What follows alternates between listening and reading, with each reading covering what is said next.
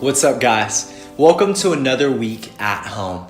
I'm excited to continue diving into our series on reckless romance in our conversations tonight. This past Sunday, we took a step deeper into the parallel that Paul makes between a husband and wife and Christ and his bride, the church.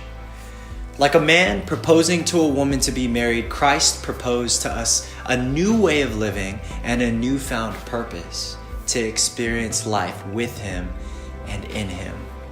And we could all relate that in both cases, if you said yes, then you're definitely saying yes to a process.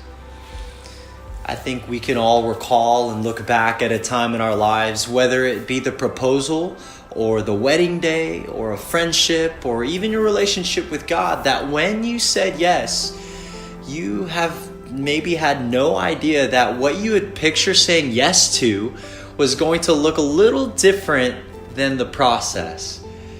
It's funny how the big picture is a little clearer when we get to look back at it, but a little fuzzy when you're going through. We took a look at Mark chapter 8, where the disciples missed the big picture. Jesus was teaching them a lesson on avoiding the leaven or self-righteousness of the Pharisees. Scripture shows us that in this moment, the disciples started thinking about the fact that they didn't have any bread. They not only missed recognizing the lesson that was being taught to them, but they completely forgot that Jesus had just fed 4,000 people. They kind of missed the big picture. And this led to my first point, that the picture is a process. What's pictured when you say yes needs to be built. And here we see that Jesus didn't come to earth with an A-team. Instead, we see him straying away from that he chose the underqualified, the uneducated, and the unseen. He said yes to those he knew he was going to have to build. Jesus, you see, he isn't calling the qualified, but he's qualifying the called. And this led to my next point. The process clouds the potential.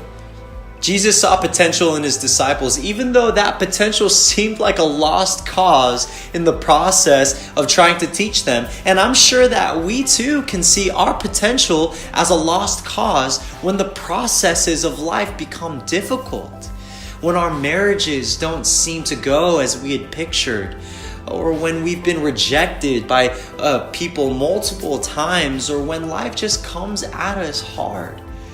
But the sight of our potential, you see, it just never changes in the eyes of Jesus. He sees the big picture where we come out on top. This led to my last point, that the promise is found in the process.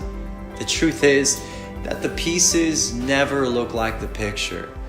But if we let the painter paint and we play our role in the picture, the promise will be waiting on the other side of the process. What's amazing is that Jesus said yes to the most grueling of processes, leaving behind heaven to become a man who would sympathize in all of our sufferings, even to the point of the cross, so that he could get to his promise, you and me. So when we say yes to the process, we can know that Jesus is right there with us every step of the way. At home tonight, let's spend some time sharing what God has been speaking to us in this topic. At home, we desire to be a place where we can seek God together.